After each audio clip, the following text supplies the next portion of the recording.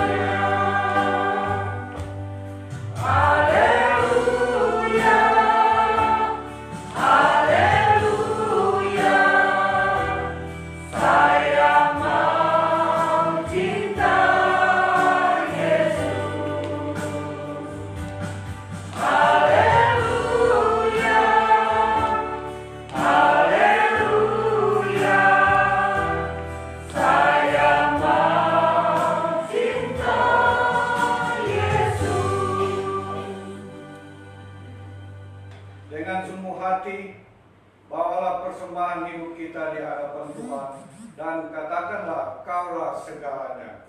Mari kita semua bangkit berdiri, dan kita pujikan dengan pujian, Kaulah segalanya di dalam hidupku.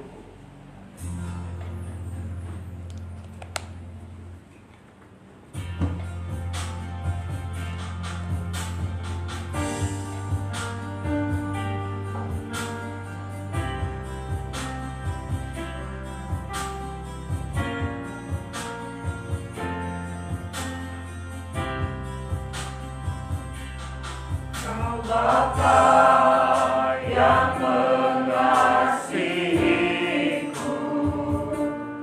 kuasa-Mu memulihkanku,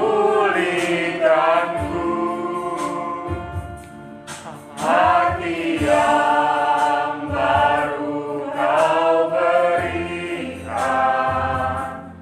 untukku dapat melihat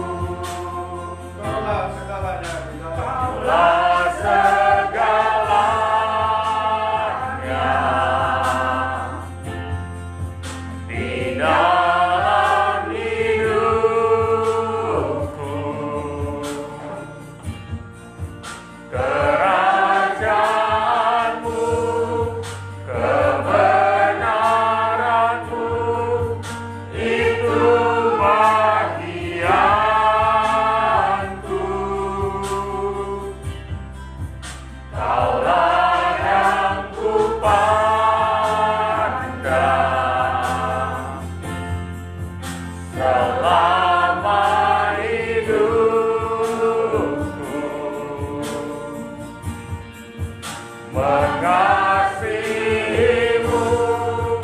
memuliakanmu, Bapa dan Rajaku.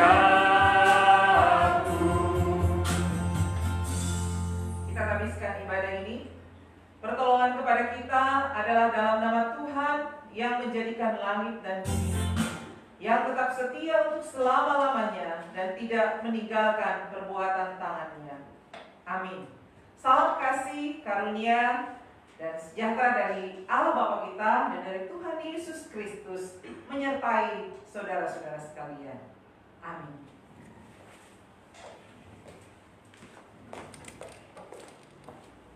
Kita tetap berdiri dan mari kita terus memuji Tuhan sambil bertepuk tangan. Kita pujikan dengan pujian yang pertama, biar bumi akan berlalu, dan pujian kedua, betapa baiknya Engkau Tuhan.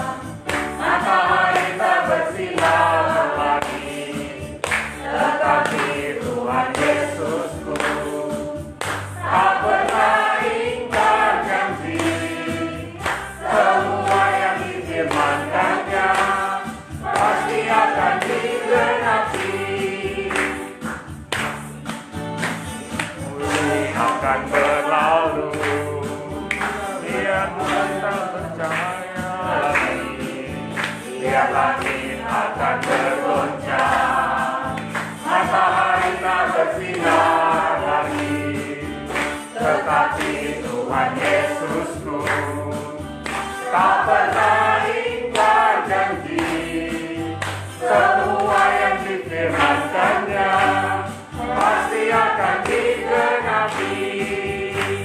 Yang kedua, betapa baiknya Engkau Tuhan. Betapa baiknya Engkau Tuhan, kasih-Mu yang berkesudahan. Betapa mulia kasih-Mu Yesus, jiwaku diselamatkan. Hosana, Hosana, ku memuji Tuhan. Hosana, ku tinggikan Yesus.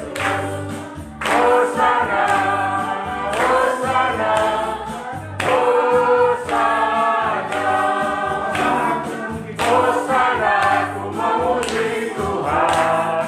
Hosana, ku tinggikan Yesus. Hosana, Hosana, Hosana. Jemaat bersilakan.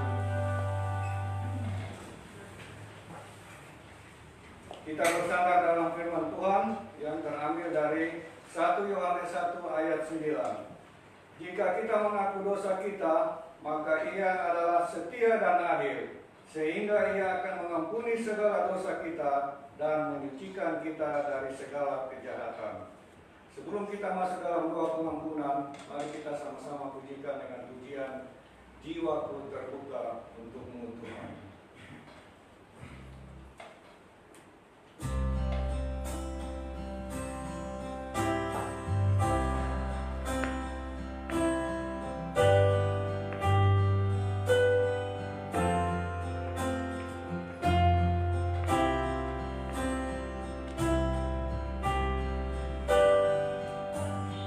Jiwaku terbuka untuk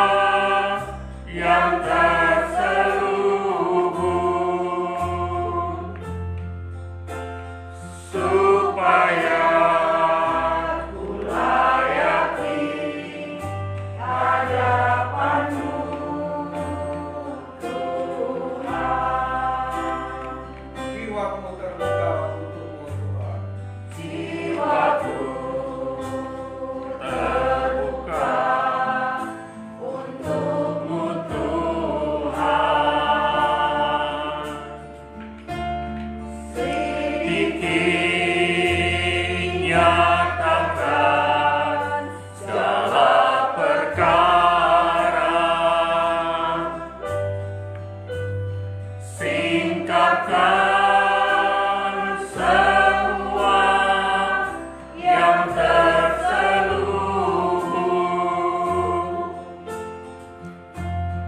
supaya ku layak di hadapan-Mu, Tuhan. Mari kita masing-masing tunduk kepala mengakui dosa dan kesalahan di hadapan Tuhan dengan sungguh-sungguh, sebab tidak ada yang tersembunyi di hadapannya.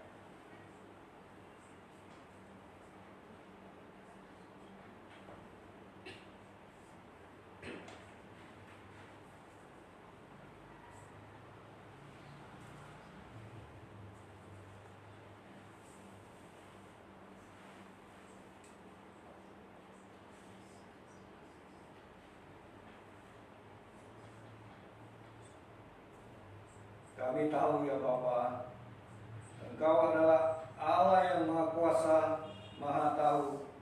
Bagaimanapun kami tidak dapat menyembunyikan segala dosa dan pelanggaran yang telah kami perbuat terhadap Engkau Bapa. Oleh karena itu, dengan kerendahan hati, kami datang dan memohon kepadamu. Ampunilah segala dosa dan kesalahan yang telah kami perbuat, baik melalui pikiran, perkataan, perbuatan yang telah menyakiti hati-Mu Bapa dan sesama kami. Terima kasih Tuhan, inilah kami dalam nama Tuhan Yesus Kristus dan Juru Selamat kami yang hidup. Haleluya. Amin. Sebagai pribadi yang telah diampuni oleh Tuhan Yesus, dengarkanlah berita anugerah yang tertulis dalam Yohanes 3 ayat 16 sampai 17. Karena begitu besar kasih Allah akan dunia ini, sehingga Ia telah mengaruniakan anaknya yang tunggal, supaya setiap orang yang percaya kepadanya tidak binasa, melainkan beroleh hidup yang kekal. Sebab Allah mengutus anaknya ke dalam dunia, bukan untuk menghakimi dunia, melainkan untuk menyelamatkannya oleh Dia.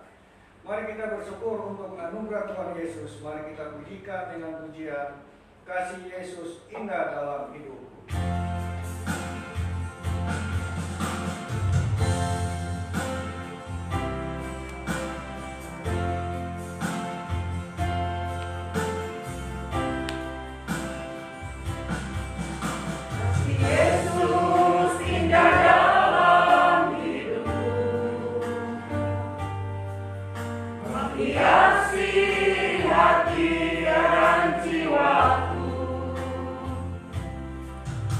Tak dapat hidup tanpa kasih-Mu, Tuhan.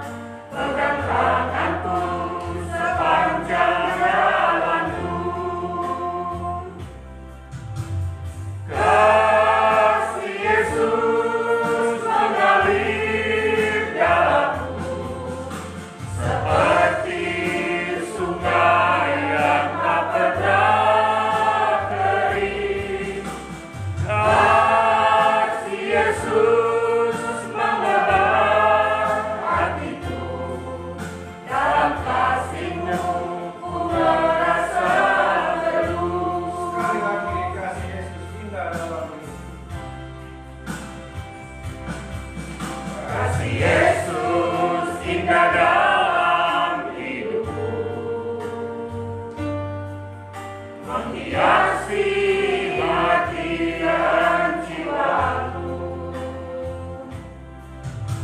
tak dapat hidup tanpa kasih-Mu, Tuhan. Pegang tanganku sepanjang jalanku. Kasih Yesus mengalir dalamku, seperti sungai yang tak pernah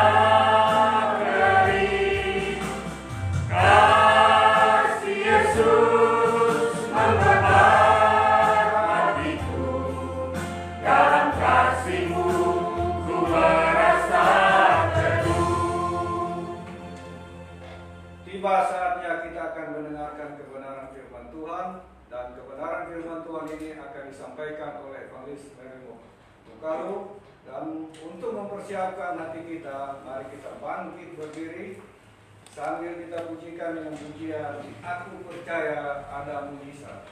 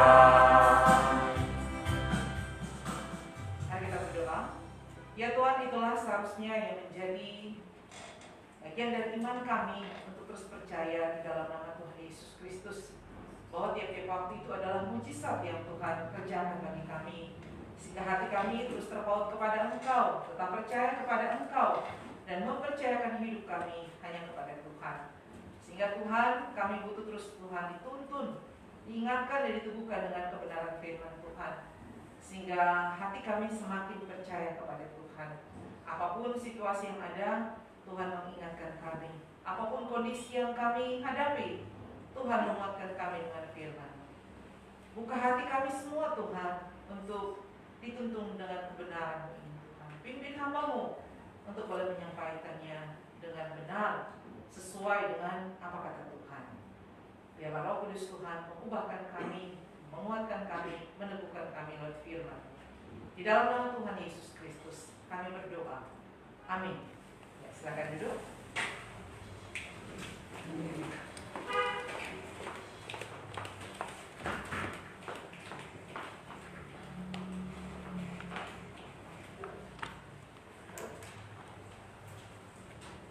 Shalom bagi kita semua, Bapak Ibu, Saudara. Puji Tuhan. Ada seorang pria yang mulai karirnya dari nol, dari seorang OB. Dia mulai pekerjaannya di salah satu perusahaan. Berjalannya waktu, dengan setia dia mengerjakan apa yang harus dikerjakan, mulai karirnya menanjak dari seorang OB menjadi seorang juru ketik. Kemudian naik lagi, dia mulai menjadi seorang yang dipercaya untuk mengarsipkan setiap data-data yang ada. Terus naik lagi, dia dengan setia sungguh-sungguh mengerjakan pekerjaannya, dan pada akhirnya dia menjadi seorang manajer. Ya, menjadi seorang manajer, dan seiring juga perkembangan dari perusahaan itu, pada akhirnya dia menjadi seorang eksekutif senior di perusahaan itu yang sudah punya banyak sekali anak perusahaan. Dia naik dari posisi yang sangat rendah dengan gaji yang paling rendah saat itu menjadi posisi yang sangat tinggi dengan gaji yang tertinggi di antara pegawai yang ada. Nah, itu naturnya ya Bapak Ibu Saudara, ketika seorang bekerja dengan sungguh-sungguh dengan setia, maka pastinya apa yang dialami oleh pria ini akan juga dialami oleh kebanyakan orang pada umumnya terjadi. Tetapi pada akhirnya ada yang terjadi, satu waktu dia harus kena PHK oleh karena satu persoalan di tengah-tengah perusahaan, dan bagi dia tidak melakukan kesalahan apapun. Tapi pada akhirnya dia harus kena PHK, diberhentikan secara sepihak oleh pihak perusahaan, pemilik perusahaan. Dan pastinya kita tahu apa yang terjadi dengan hal itu. Orang itu pasti akan memberontak dan mengatakan, saya tidak pernah berbuat salah karena saya perusahaan ini menjadi maju dan lain sebagainya. Saya sudah memberikan kesetiaan, saya sangat loyal terhadap perusahaan ini. Kenapa saya harus mengalami hal yang demikian? Bapak Ibu Saudara, kalau kita melihat kisah atau kejadian yang dialami oleh orang ini, bukankah itu juga ada kalanya terjadi dalam kehidupan kita, orang percaya? Nah, usah jauh-jauh di perusahaan, mungkin di tengah-tengah kehidupan kita bergereja, berjemaat, disebut sebagai anak-anak Tuhan. Mungkin kita pernah mempertanyakan, kita ini sesungguh-sungguh dengan Tuhan. Saya ini sudah melayani Tuhan dengan sungguh-sungguh, dari yang kecil sampai pelayanan yang mungkin bagi banyak orang hal yang tertinggi mungkin, jabatan yang diberikan. Saya memberikan hidup saya sungguh-sungguh, seutuhnya untuk setia kepada Tuhan dan setia kepada gereja. Tetapi apa yang terjadi? Hidup yang dijalani ini berbanding terbalik dengan harusnya yang saya terima. Bisa jadi begitu. Sudah sungguh-sungguh kok kehidupan saya tidak sejalan dengan harusnya yang saya terima. Dan pada akhirnya apa yang terjadi? Kita mungkin berkata seolah-olah Tuhan berhutang budi kepada saya, Tuhan berhutang berkatnya kepada saya, karena saya sudah sungguh-sungguh, saya sudah setia kepada Tuhan. Tetapi kenapa hidup saya berbanding terbalik dengan yang harusnya saya capai? Misalnya karir tiba-tiba naik, melayani sungguh, karir naik, tapi pada akhirnya seperti pria tadi, dia bilang dia setia, tetapi dia mengalami hal yang berbanding terbalik dengan yang harusnya dia dapatkan. Mari kita lihat bagian bacaan kita saat ini di dalam Yeremia pasal 29. Bagian yang sudah sering kali kita dengar, mungkin baca Yeremia pasal 29. Kita baca ayat yang ke-10 hingga ayat yang ke-14. Yeremia 29 ayat 10 hingga ayat yang ke-14. Saya akan bacakan bagi kita. Sebab beginilah firman Tuhan, apabila telah genap 70 tahun bagi Babel, barulah aku memperhatikan kamu. Aku akan menepati janjiku itu kepadamu dengan mengembalikan kamu ke tempat ini. Sebab aku ini mengetahui rancangan-rancangan apa yang ada padaku mengenai kamu. Demikianlah firman Tuhan, yaitu rancangan damai sejahtera dan bukan rancangan kecelakaan, untuk memberikan kepadamu hari depan yang penuh harapan. Dan apabila kamu berseru dan datang untuk berdoa kepadaku, maka aku akan mendengarkan kamu. Apabila kamu mencari aku, kamu akan menemukan aku. Apabila kamu menanyakan aku dengan segenap hati, aku akan memberi kamu menemukan aku. Demikianlah firman Tuhan. Dan aku akan memulihkan keadaanmu dan akan mengumpulkan kamu dari antara segala bangsa dan dari segala tempat kemana kamu telah dicerai-beraikan. Demikianlah firman Tuhan. Dan aku akan mengembalikan kamu ke tempat yang dari mana aku telah membuang kamu. Ya Bapak Ibu Saudara, bagian firman Tuhan ini berbicara mengenai janji. Janji yang Tuhan berikan bagi umat yang ada di dalam pembuangan atau di dalam penghukuman. Bahkan kalau kita lihat ayat 29, pasal 29 ayat 11 ini menjadi satu ayat yang sering kali digunakan untuk apa? Membuat orang mengingat kembali. Orang sudah kehilangan pengharapan bahwa ada janji Tuhan, rancangan Tuhan yang luar biasa di dalam kehidupan kita manusia. Ayat ini begitu populer di dalam kehidupan kita. Tetapi bagi kebanyakan orang justru menggunakan atau menuntut berkat Tuhan, rancangan-rancangan yang baik, penuh damai sejahtera di tengah ketidaksetiaan manusia. manusia, seperti yang terjadi di tengah-tengah bangsa Yehuda saat itu, sehingga mereka harus mengalami pembuangan. Kenyataannya, di tengah kesetiaan Tuhan, di tengah-tengah kebaikan Tuhan, mereka menjadi tidak setia bagi Tuhan atau kepada Tuhan. Tapi terlepas dari kenyataan ketidaksetiaan manusia, Allah tetap setia di dalam kehidupan kita manusia. Sehingga tema yang mau diangkat saat ini adalah janji setia Allah bagi kita semua umat manusia. Saya mengangkat ada 3 hal yang menunjukkan bagaimana Allah setia kepada kita umatnya. Itu Allah, kesetiaan Allah nyata bahwa Allah tetap bekerja di dalam kehidupan kita manusia. Kesetiaan Allah itu nyata lewat keadilan Allah, dan kesetiaan Allah itu nyata lewat apa? Kemurahan dan kasih-Nya di dalam kehidupan kita umat yang percaya. Mari kita lihat bagian yang pertama. Allah tetap setia dan bekerja di dalam kehidupan kita. Jadi kesetiaan Allah itu nyata ketika Allah tetap ada, hadir dan bekerja di dalam kehidupan kita. Kalau kita melihat bagian dari kitab Yeremia ini, membicarakan adalah hubungan Allah dengan manusia atau dengan umatnya saat itu, di mana ada masalah yang terjadi ketika umat Tuhan memberontak terhadap Allah. Ada pemberontakan yang mereka lakukan, dan Yeremia adalah nabi yang dipilih Tuhan saat itu untuk apa? Memberitakan, menyampaikan adalah satu tugas yang sangat berat sebenarnya. Kita kalau membawa kabar baik, senang kan ya? Puji Tuhan, sedikit lagi pangkat semenai. Puji Tuhan, nanti mendapat berkat. Tapi ini apa yang disampaikan oleh Nabi Yeremia? Dia harus menyampaikan satu pesan kepada umatnya bahwa Allah sebenarnya tidak suka dengan tingkah pola mereka, kebebalan hati mereka, kebobrokan mereka, hidup mereka yang tidak benar. Mereka telah menyimpang dari Allah, dan hati mereka diberikan kepada berhala-berhala yang lain, dan ini membuat Allah tidak senang. Ada pesan yang harus Yeremia sampaikan kepada umat Tuhan saat itu, dan pastinya orang Israel tidak mau mendengar. Saya mau mendengar berita tentang penghukuman. Kalau berita mendapat berkat, semua mau. Tapi kalau berita mendapatkan penghukuman, tidak ada yang mau. Bahkan mungkin bagi orang lain memberontak ketika kita mau menyampaikan kebenaran, ya kan? Memberitakan kebenaran yang bagi orang lain tidak benar itu, atau melakukan perlawanan. Dan pastinya orang-orang tidak mau mendengar ancaman hukuman yang diberikan kepada bangsa itu. Dan pastinya kalau kita mundur ke belakang, berita yang disampaikan oleh Yeremia ini, mungkin orang lebih memilih berita yang lain, yang enak. Dikatakan 70 tahun tuh mereka harus ada dalam pembuangan. Orang aja yang mungkin baru lahir, bisa saja tidak mencapai umur 70 tahun. Kalau kita mundur ke belakang di dalam pasal 9, ada satu nabi yang mengatakan dia adalah utusan Allah.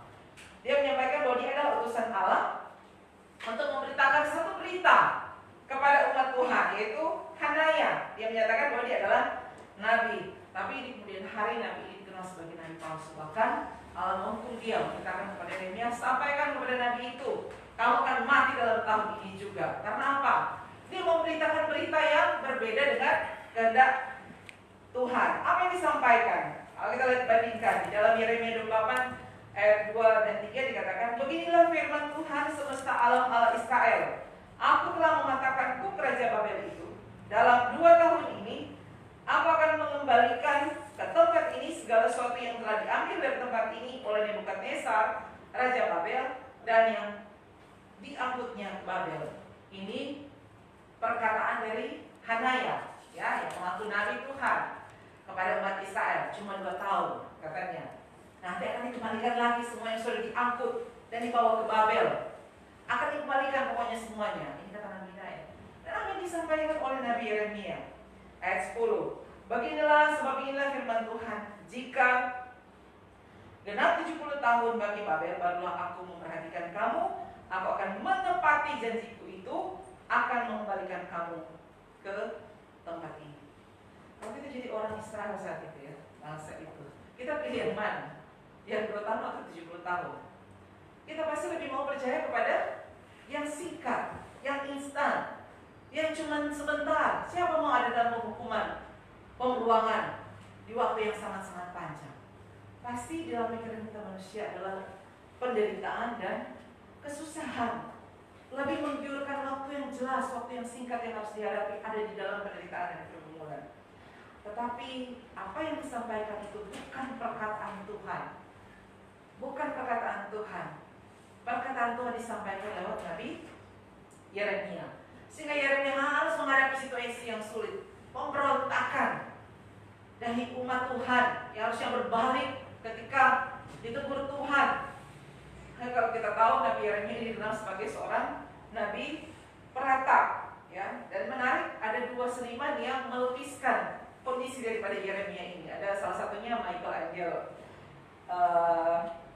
Keduanya menggambarkan Nabi Yeremia dalam lukisan mereka yang berjudul The Crying Prophet. Ya, digambarkan Nabi itu sedang duduk, ya, sedang duduk dengan kepala yang tertunduk dan mata yang terpejam. Memang kecil fotonya, lukisannya, ya, lihat di Google lukisannya, kasihan sekali, memang miris sekali, sedih sekali melihatnya. Nabi ini dia duduk dalam kondisi bertumpu pada kedua tungkai kaki sambil duduk dan kepalanya tertunduk, matanya pun tertutup, menggambarkan kesedihan yang sangat dalam. Kesedihan yang luar biasa akibat ulah dan perilaku umat Tuhan. Sudah dikasih tahu, berkali-kali dikasih tahu, tapi mereka tidak percaya. Mereka memberontak. Bahkan mereka lebih percaya pada yang katanya utusan Tuhan, tapi tidak benar. Nah, bukankah dalam kehidupan kita pun lebih kita percaya kepada hal-hal yang menyenangkan telinga, ya kan? Yang membuai telinga kita daripada percaya kepada perkataan firman Tuhan. Mendengar suara dari sana, suara dari sini. Tetapi firman Tuhan sudah jelas-jelas memperkatakan kebenarannya. Di dalam kesedihan, di dalam keputusasaan, Yeremia menuliskan bagian ini, mengirimkan pesan-pesan Tuhan kepada orang-orang buangan yang ada di pengasingan di Babel, orang-orang yang ada di bawah Raja Nebukadnezar yang menguasai bangsa ini. Kalau kita lihat sebenarnya seolah-olah kalau ada pasukan dari Korea Utara misalnya, kan yang terkenal bagaimana mereka, sehingga waktu itu pernah lihat di YouTube, di Korea Utara itu orang-orang itu untuk keluar susah sekali, ya, karena memang begitu sulitnya kondisi yang ada saat itu. Seolah mereka mendarat di sini membawa ini orang-orang bitung, ya kan? Orang-orang pilihan, orang bitung ini mau dibawa lagi ke sana, toh?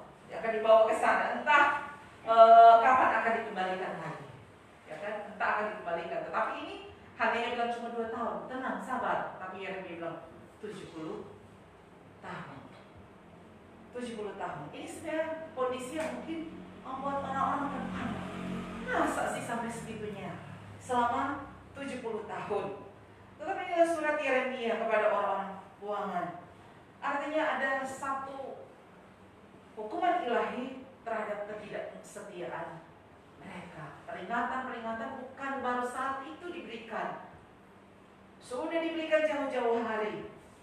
Bahwa ada berkat bagi mereka yang sungguh-sungguh dengan Tuhan. Tetapi ada hukuman bagi mereka yang tidak setia kepada Tuhan. Di dalam kitab Ulangan pasal 28 sangat jelas menggambarkan kutukan bagi orang-orang yang melanggar perjanjian Tuhan. Ada satu yang mengatakan Tuhan akan membuat mereka akan dikalahkan oleh musuh mereka. Siang dan malam mereka akan ketakutan dan tidak memiliki jaminan. Seolah tidak memiliki jaminan. Ini perkataan bagi orang-orang yang menyimpang, melanggarkan perintah Tuhan. Apa yang disampaikan itu terjadi di dalam kehidupan mereka ketika mereka menjadi orang-orang buangan. Tetapi kemudian ketika kita membaca begini, waktu Yeremia menyampaikan pada ayat 10 tentang masa waktu mereka ada di pembuangan, ada bagian yang menyejukkan hati. Firman Tuhan mengatakan, sebab aku ini mengetahui rancangan-rancangan apa yang ada padaku mengenai kamu. Tuhan tahu rancangannya, Tuhan yang mengatur segala sesuatu. Dan dikatakan lagi, rancangan apa? Rancangan damai sejahtera, dan bukan rancangan kecelakaan, untuk memberikan kepadamu hari depan yang penuh harapan. Tuhan memberitahu lewat Yeremia kepada orang-orang di buangan, hei orang yang ada di pembuangan, tenang, Tuhan tahu rancangan hidup kalian. Tuhan sudah tahu, Tuhan sudah merancangkan sedemikian. Dan apa yang akan terjadi? Rancangan yang penuh damai sejahtera, bukan rancangan kecelakaan. Orang yang dengar pasti terkejut. Masa sih rancangan demikian yang ada? Kok kami tidak merasakan? Kok kami tidak mengalami hal yang demikian? Karena Bapak Ibu Saudara, kebanyakan dari mereka, bahkan kita pun saat ini, damai sejahtera atau kesejahteraan seperti yang disampaikan oleh Yeremia itu seolah-olah kita sejahtera, kita damai kalau kita memiliki segala sesuatunya. Kita damai, kita sejahtera kalau apa? Apa yang kita pikirkan, apa yang kita inginkan, semua boleh terwujud. Semua bisa jadi, semua ada, ya kan? Itu artinya sejahtera, sukacita. Seperti cerita film Aladin, ya, boleh dikata. Film Aladin ini kan dikatakan seorang yang susah, ya, dia seorang yang susah, dia adalah seorang petani, dan dia jatuh cinta dengan seorang putri yang cantik. Tapi dia tidak punya apa-apa. Apa yang bisa buat dia sukacita? Artinya ada kedamaian, memiliki seorang putri yang cantik dan penuh dengan, artinya hidupnya bahagia, penuh dengan kedamaian. Satu waktu dia menemukan satu apa itu namanya lampu, ya, dan ketika dia menggosok lampu keluarlah apa? Jin yang bisa mengabulkan semua permintaannya. Wah, ketika dia menyampaikan permintaannya, semua dalam waktu sekejap tercapai, ada di depan mata. Nah, Bapak Ibu Saudara, seringkali kita menjadikan seolah Tuhan itu seperti itu. Pokoknya kita harus berkata Tuhan, apa yang kita mau, kalau kita sungguh-sungguh, apa yang kita mau harus terwujud. Maka itulah sukacita damai sejahtera yang kita dapatkan. Kita buat Allah itu sepertinya Allah yang siap menjawab semua keinginan kita, semua yang kita mau dalam tempo dan waktu yang secepat-cepatnya, sesuai dengan keinginan kita. Kita seringkali memandang Allah seperti itu, bahwa rancangan Tuhan yang benar damai sejahtera ya harus demikian. Sulit untuk percaya kalau Allah tidak memenuhi semua kebutuhan kita. Berarti tidak ada damai sejahtera. Rancangan Tuhan itu tidak benar. Rancangan Tuhan itu tidak sejalan dengan apa yang kita pikirkan, sehingga sekali lagi kita menjadi berbalik dan mulai tidak percaya kepada Tuhan. Nah, seorang anak perempuan di usia 15 tahun, dia lari dari rumahnya, dia mau memberontak terhadap orang tuanya, dia merasa terkekang. Waktu dia keluar dari rumah, ternyata dia hidup dengan pergaulan yang bebas, pada akhirnya di usia 17 tahun dia hamil dan melahirkan anak, tetapi oleh anugerah Tuhan dia mengalami perjumpaan dengan Tuhan, ya, di dalam kegalauannya, di dalam kesedihannya, dan dia berjumpa dengan Tuhan, pelayanan, dan dia kembali pada keluarganya, membawa anaknya, dan keluarga itu dipulihkan, mereka bisa menerima dia, ya, walaupun anak itu sudah membuat malu keluarganya karena hidupnya yang ugal-ugalan, tapi dia akhirnya mengalami perjumpaan dengan Tuhan, ditolong, dilayani, dan dia hidup sungguh-sungguh di tengah keluarganya bersama anak kekasih. Tapi satu waktu anak yang dilahirkan yang sudah sangat dikasih oleh dia dan keluarganya divonis sakit leukemia. Nah, ini menjadi satu pukulan yang sangat berat bagi sang anak perempuan ini. Saya sudah sungguh-sungguh dengan Tuhan, saya sudah mau bertobat, tapi kenapa ini terjadi dalam hidup saya? Dia memberontak, dia tidak bisa terima. Apa yang terjadi? Kembali lagi dia keluar dari rumah, dia mencari kedamaian, artinya penghiburan di luar rumah, dan pada akhirnya dia jatuh lagi, dia bertemu dengan seorang pria yang kasar dan dia seringkali pukul dan sebagainya. Di situ lagi Tuhan mengingatkan dia. Lewat peristiwa itu dia kembali. Dia malu untuk kembali ke rumahnya dan dia pergi ke satu tempat penampungan, ya, penampungan yang bisa menampung orang-orang yang terbuang, anak perempuan yang sudah tidak punya tempat lagi. Artinya mereka memang memberontak dan ditampung di situ untuk dilayani dengan sungguh-sungguh, Tapi apa yang dikatakan oleh wanita itu? Saya sudah tidak mau lagi berdoa. Saya sudah tidak yakin lagi bahwa Tuhan akan mendengar saya. Ya, saya sudah menghadapi pergumulan hidup yang bertubi-tubi. Saya rasa Tuhan tidak ada dan tidak bekerja dalam hidup saya. Tapi sang ibu pengasuh saat itu, ya, ibu pengasuh yang menampung anak-anak muda ini, dia berkata, iya memang seolah-olah hidup itu Tuhan tidak ada, ya. Tuhan seolah tidak mendengar. Ketika kita mau sungguh-sungguh dengan Tuhan, peristiwa-peristiwa yang menguncangkan hidup itu kok ada, sepertinya Tuhan tidak ada. Tapi apa kata ibu itu? Saya pun pernah mengalami kekecewaan yang sama. Ketika suami saya sakit, saya berdoa sampai rasanya kepala saya sudah mau menyentuh tanah tiap waktu. Saking saya berdoanya memohon Tuhan supaya Tuhan menyembuhkan suami saya, tetapi suami saya tidak sembuh. suami saya tidak sembuh, dia meninggal. Dan dia menjelaskan, di situ Tuhan mengingatkan dia bahwa iman bukanlah kekuatan magic gitu kan, bukan seperti jin ini, kekuatan magic untuk menggerakkan Allah menuruti kehendak kita. Itu bukan satu kekuatan magic yang membuat supaya Tuhan menuruti kehendak saya. Tapi apa yang dikatakannya, iman adalah percaya bahwa Allah mengasihi dan menguatkan kita dalam melalui masa paling gelap di dalam hidup kita.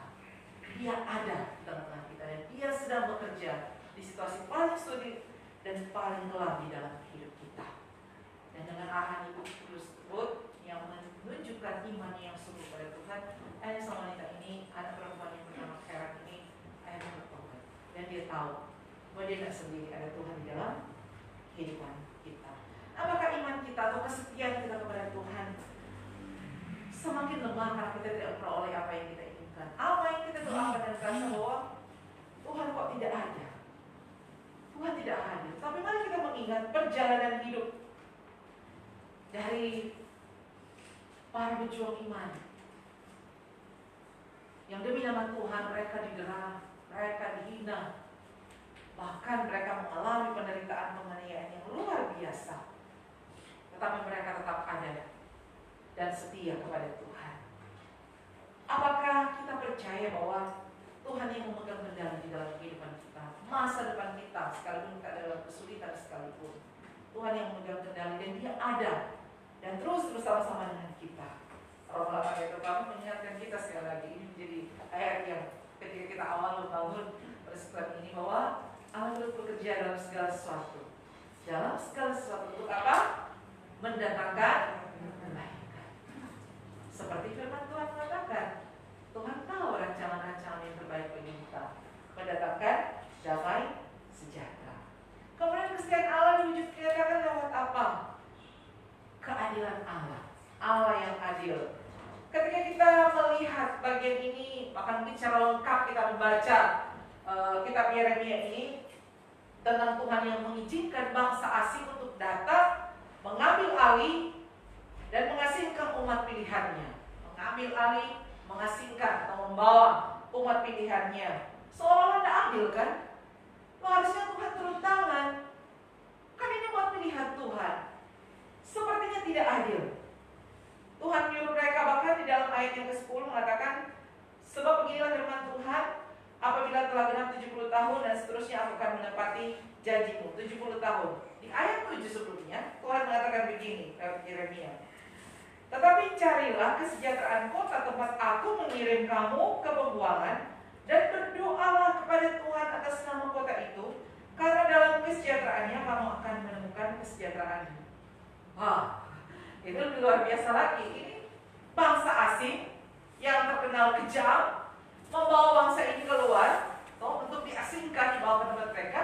Tapi Tuhan bilang, berdoa untuk bangsa itu, berdoa untuk kesejahteraan kota itu, dan usahakan kesejahteraan kota itu, supaya kalau kota itu sejahtera, kamu pun sejahtera.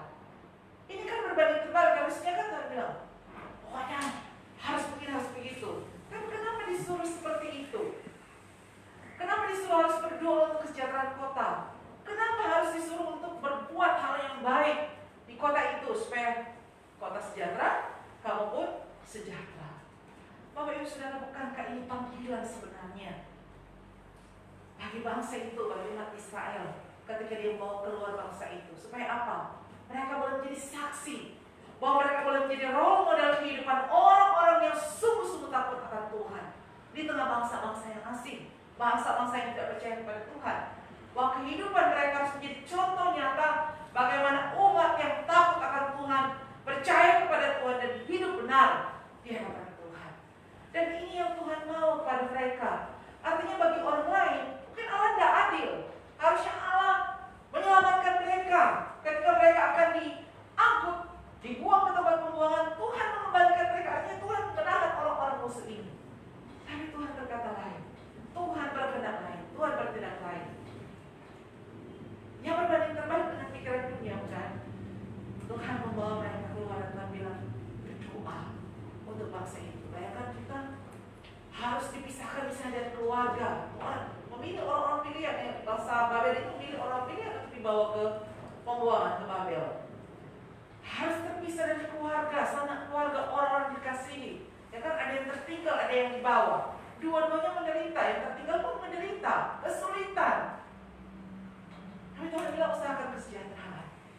Tuhan mau mengingatkan juga bangsa itu, mereka dipanggil sejak dari bangsa Mesir, dipanggil keluar untuk apa? Beribadah kepada Tuhan dan menjadi role model bangsa pilihan Tuhan, bangsa yang harusnya hidup benar, berjalan di kehendak Tuhan, menjadi terang, menjadi contoh bagi bangsa-bangsa yang lain untuk boleh hidup benar, hidup kudus. Kalau pada akhirnya kita tahu bangsa ini, bangsa pilihan Tuhan, hidupnya ya jatuh bangun, dan seterusnya. Tapi kasih setia Tuhan itu tetap nyata di dalam keadilannya. Allah adil, walaupun adil dalam pandangan manusia berbeda dengan pandangan Tuhan. Tuhan pun tidak senang melihat umatnya menderita, pasti tidak senang.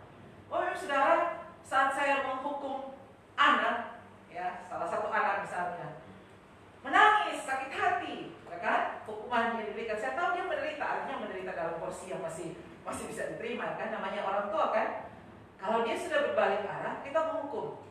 Ketika kita menghukum, apakah kita tertawa senang? Nah, bagi Bapak Ibu kan, senang enggak? Enggak kan? Saya pun pernah ketika ada salah satu anak melakukan hal yang bagi saya itu sudah tidak bisa ditoleransi, ya kan? Saya lupa hukuman apa, tapi saya tahu di balik itu saya berbalik dan menangis. Saya dan aku pun bercakap-cakap, nggak tahan sebenarnya, nggak tega, sedih, nangis melihat anak dihukum. Kenapa? Sayang, karena kasih. Mungkin kalau nggak saya biarkan, ya kan? Biarkan, anak itu. Tapi karena kasih kita tidak senang anak kita dihukum pun, ya pasti sedih. Ada kesedihan walaupun ketika kita menghukum ada orang-orang tua menghukum sampai darahnya naik karena apa? Sudah di luar kendali. Ya, ini hati-hati. Tetapi ketika kita menghukum dengan kasih karena supaya dia berbalik dan menyadari dosanya, kita pun pasti menangis, sedih. Kenapa? Kita tahu sedih juga kan? Kesedihan anak kita adalah kesedihan kita. Dan Tuhan bukannya senang ketika dia menghukum umatnya. Dia pun merasakan penderitaan pergumulan. Tuhan bukan senang dengan setiap penghukuman yang dia berikan. Tapi dia mau apa? Supaya umatnya berbalik, supaya umatnya bertobat.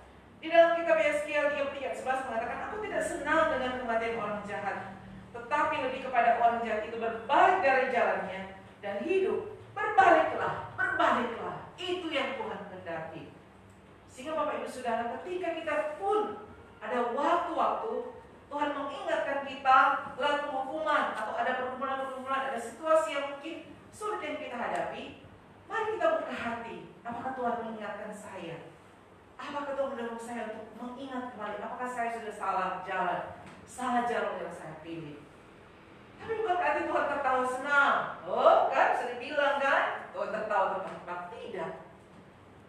Di dalam tangisan kita ada pun tangisan terus, supaya kita mau berbalik kepada Dia. Oh Tuhan karena kebodohan hati mereka, dan Tuhan tidak mau mereka semakin terpuruk, tapi supaya mereka datang kepada Tuhan untuk juga mengingatkan kekalahan mereka, ketidakberdayaan mereka. Bukan berarti ketidakberdayaan Allah untuk menyelamatkan mereka, bukan. Tapi untuk menyatakan, menunjukkan kuasanya, kemahakuasaan Tuhan. Bahwa Tuhan sanggup melakukan segala sesuatu di dalam kehidupan manusia yang mungkin sudah merasa sombong, yang sudah bisa melakukan segala sesuatu. Saya sudah di puncak kehidupan saya sanggup melakukan segala sesuatu, tidak ada yang bisa menahan saya. Tapi Tuhan mau menyatakan, Tuhan mau menunjukkan bahwa Tuhan yang maha kuasa, Tuhan yang berdaulat atas kehidupan kita, bukan saya. Kebanyakan orang ketika dia sudah ada di puncak kehidupannya, dengan kelimpahan harta, jabatan, kedudukan, dan lain sebagainya, lupa Tuhan dan merasa dia bisa melakukan segala sesuatu tanpa Tuhan. Sehingga ada waktu Tuhan menunjukkan, ada waktu Tuhan mengingatkan bahwa Dia adalah Tuhan Allah yang adil. Tapi Tuhan juga tidak meninggalkan umatnya. Di dalam ayat 12 dikatakan, maka kamu akan memanggil aku. Tuhan tahu akan segala dosa-dosa, bahkan pertobatan yang disampaikan oleh umatnya untuk datang kepada Tuhan. Nah kita tahu Bapak Ibu Saudara, tindakan Allah yang paling adil dan penuh kasih ditunjukkan, dinyatakan ketika murid-murid melihat waktu Tuhan ditangkap. Bukankah mereka dalam pikiran mereka pasti ada berkata, kok seperti ini ya? Katanya Tuhan yang Maha Kuasa kok dia tidak bisa menyelamatkan. Bahkan orang bilang dia bisa selamatkan orang lain, kenapa dia tidak bisa selamatkan dirinya sendiri? Bagaimana perasaan para murid ketika menyaksikan guru yang mereka kasih, guru yang melakukan banyak sekali mujizat, tapi harus tergantung di atas kayu salib. Meskipun Tuhan sudah menubuatkan, mengingatkan, berkali-kali menyampaikan, anak manusia akan menderita, anak manusia akan menderita, tapi mereka seolah-olah tidak percaya. Bukankah dia Tuhan? Harusnya dia adil, menghukum orang yang melakukan kejahatan. Tapi apa yang terjadi? Tuhan mengubah kisah peristiwa penyaliban itu. Tuhan mengubah tindakan keadilan, ketidakadilan yang terbesar yang terjadi di dunia menjadi satu pertunjukan kasih yang sangat besar. Pertunjukan kasih yang terbesar yang pernah ada di sepanjang sejarah kehidupan manusia. Yang mengubah kejahatan terbesar menjadi apa? Kebaikan terbesar. Ketika dia memberikan hidupnya untuk saya dan saudara. Itulah keadilan Allah bagi kita manusia. Tapi sering kita merespon salah tentang keadilan Allah. Terlalu sering saya dan saudara marah pada Tuhan ketika keinginan kita atau kita merasakan bahwa ada ketidakadilan terjadi dalam kehidupan kita. Kita seringkali marah pada Tuhan. Tapi lihatlah demonstrasi keadilan Tuhan yang luar biasa ketika dia membalikkan kejahatan manusia menjadi kasih yang terbesar. Keadilan terbesar, ketidakadilan terbesar menjadi pertunjukan kasih yang terbesar yang ada di sepanjang sejarah manusia. Dan yang terakhir, kesetiaan Allah itu nyata lewat kemurahan dan kasih-Nya. Ya. Kesetiaan Allah itu nyata lewat kemurahan dan kasih-Nya. Apakah Tuhan membiarkan umat-Nya ada diombang-ambingkan di dalam pembuangan, di dalam ketidakpastian? Apakah Tuhan mengatakan bahwa sudah kamu tetap hidup di dalam kedegilan, pemberontakan, maka akhir hidupmu tamat? Tidak demikian, bukan? Tuhan mengatakan, aku akan memenuhi janjiku kepadamu, membawa engkau kembali ke tempat ini. Tuhan berjanji. Tuhan berjanji bahwa Tuhan tetap setia di tengah ketidaksetiaan manusia. Bahkan lebih jauh di dalam ayat 12-14 dikatakan, kamu akan berseru kepadaku dan datang berdoa kepadaku, aku akan mendengarkan kamu. Tuhan tetap membuka telinganya, dia tidak menutup telinga kepada orang-orang sekalipun mereka ada di dalam penghukuman. Tuhan tetap ada dan hadir, setia. Saya pernah mengunci salah satu anak ya di kamar karena melakukan hal yang salah, toh. Tapi apakah saya kunci dan saya tinggalkan? Tidak. Yang paling takut sebenarnya anak itu takut, tapi yang paling takut itu orang tua yang di luar, kan? Sudah ya, semua pergi ya. Bunda semua pergi, saya biar di dalam rumah, saya biar sendiri di dalam kamar. Tapi yang terjadi, saya berdiri di samping pintu mendengarkan. Kasihan, ada yang menangis. Kok gimana dia kakak, istos-nusuan. Aduh kasihan, sosial yang bersih. Supaya apa? Tiba-tiba anak itu, misalnya dia kehausan, kepanasan dan sebagainya.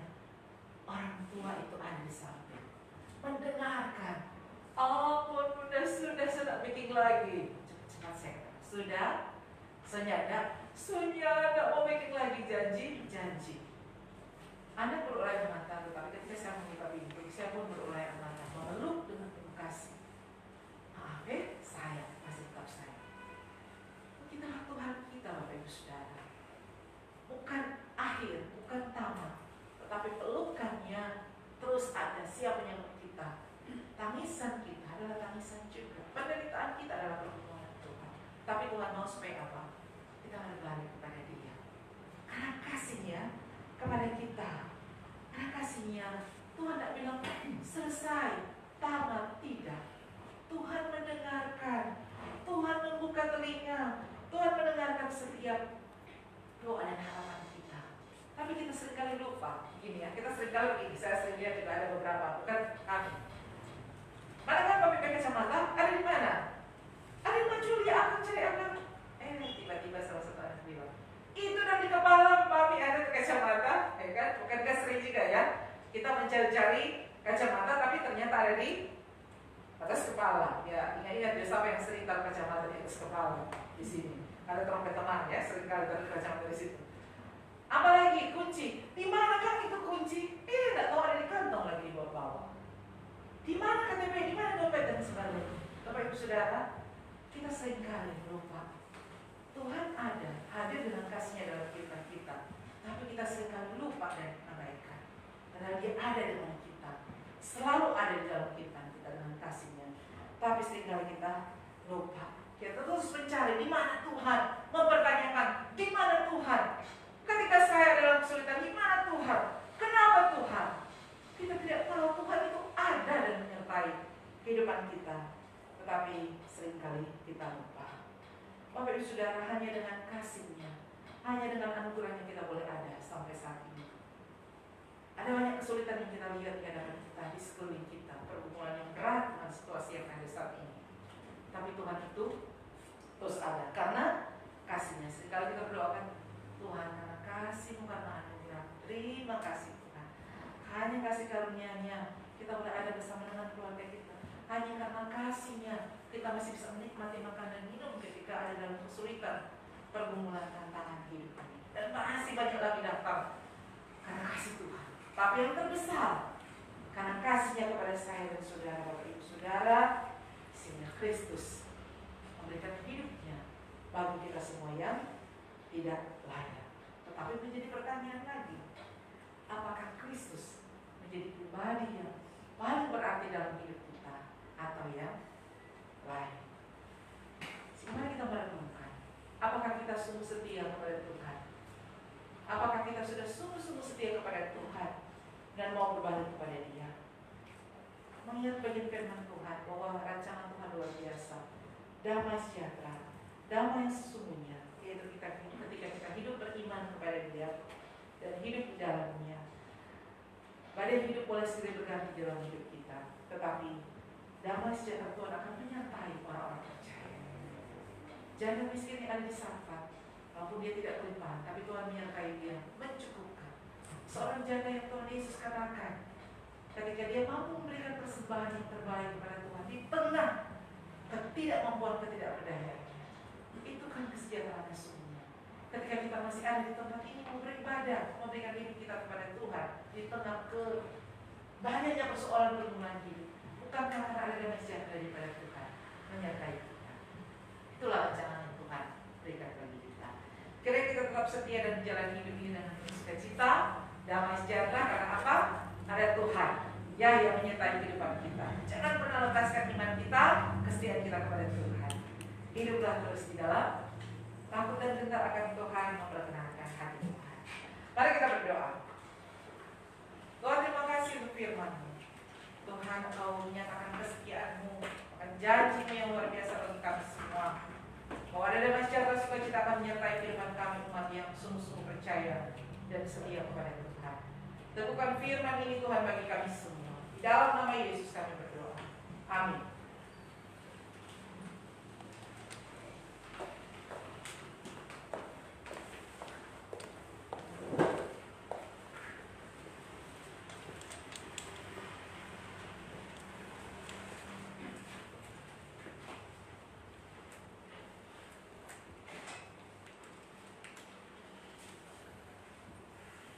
Terima kasih untuk Evangelis Maria Mengkalu yang telah menyampaikan kebenaran firman Tuhan dan yang telah menguatkan iman kita. Mari kita semua bangkit berdiri. Kita akan bersama-sama dengan umat Allah segala abad dan tempat kita menyatakan pengakuan iman rasuli. Demikian bunyinya. Aku percaya kepada Allah Bapa yang Maha Kuasa, Khalik langit dan bumi, dan kepada Yesus Kristus anaknya yang tunggal Tuhan kita, yang dikandung daripada Roh Kudus, lahir dari anak darah Maria, yang menderita sengsara di bawah pemerintahan Pontius Pilatus, disalibkan, mati dan dikuburkan, turun ke dalam kerajaan maut.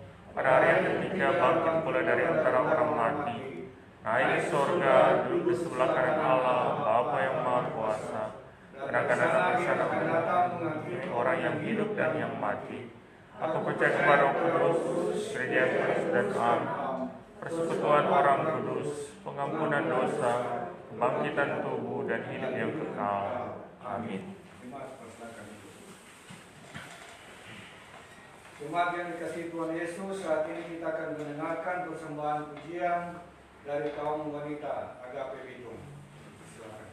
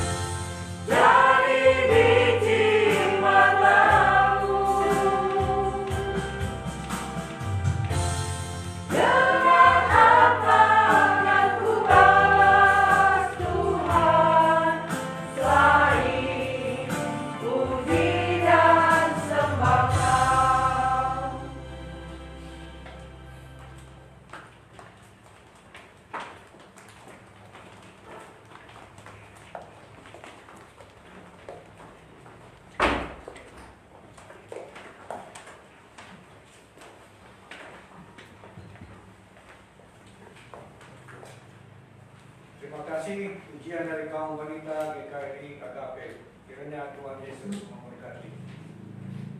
Mari kita mempersiapkan persembahan kita kepada Tuhan. Adapun firman Tuhan terambil dari 1 Tawarik 29 ayat 14b. Sebab daripadamu lah segala-galanya, dan dari tanganmu sendirilah yang persembahan yang kami berikan kepadamu. Sambil kita memberikan persembahan, kita pujikan Dia segalanya.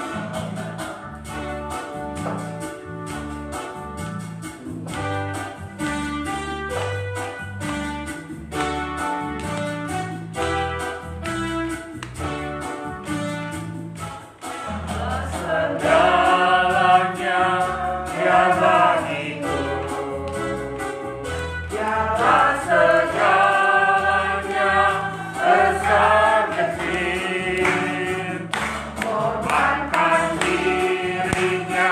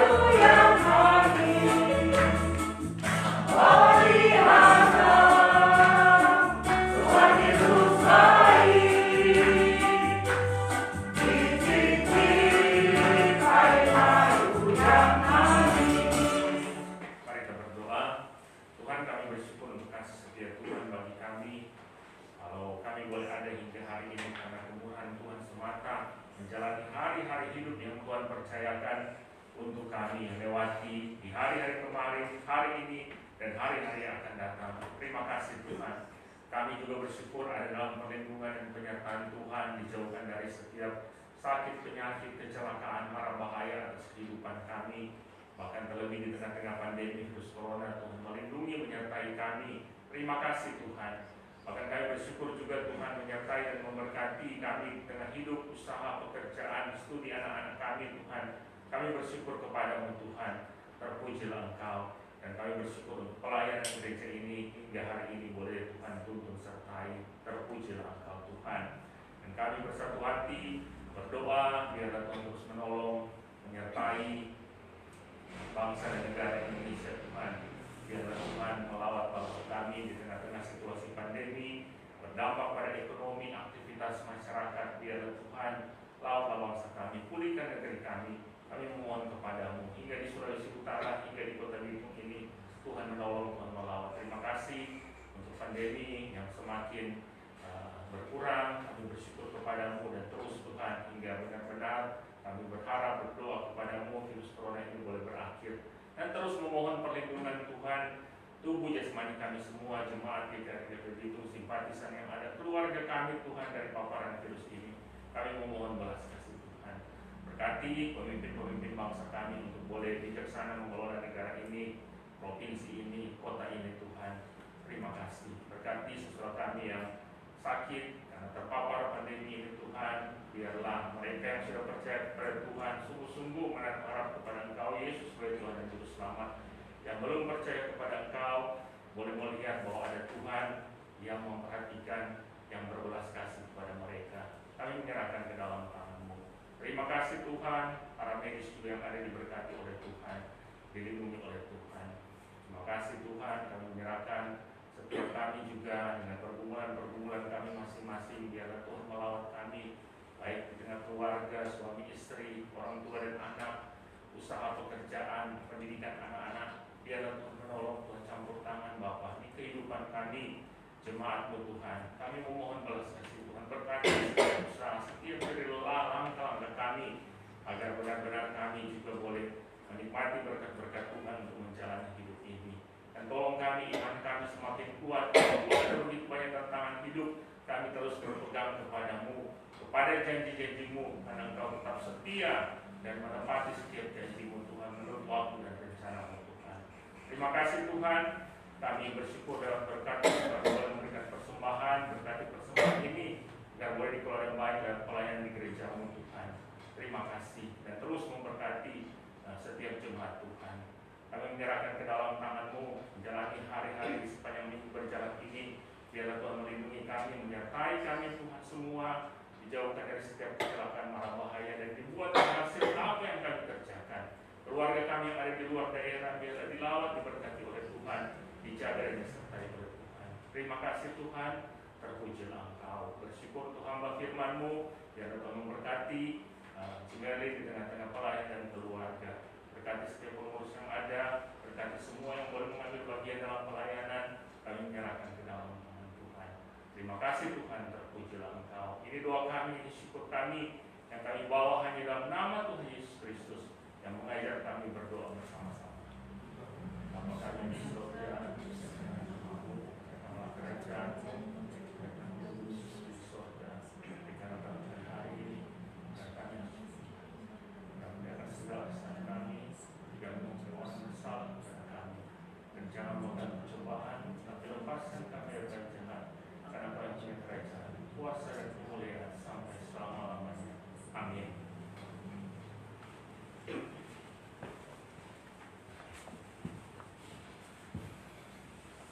Mari kita semua bangkit berdiri. Kita akan mengakhiri ibadah ini dengan menyatakan bahwa segala pujian dan hormat dan kemuliaan hanya bagi Tuhan. Mari kita pujikan doksologi, doa penutup dan berkat yang akan disampaikan.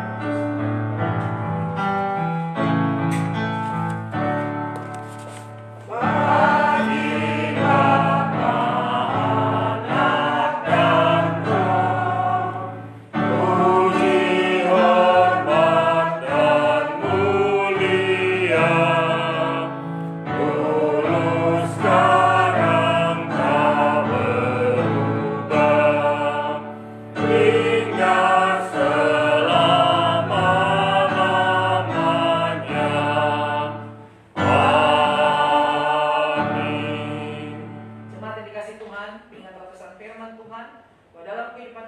Tuhan memberikan rancangan-rancangan kesejahteraan, damai sejahtera, bukan rancangan kecelakaan. Bahkan memberikan kita hari depan yang penuh dengan harapan. Pergilah dengan selamat dan terimalah berkat Tuhan. Kasih karunia dan damai sejahtera dari Allah Bapa kita, anugerah keselamatan dari Tuhan Yesus Kristus, serta pertolongan dan pimpinan Roh Kudus akan menyertai kehidupan kita hari ini, hari esok, sampai selama-lamanya. Amin.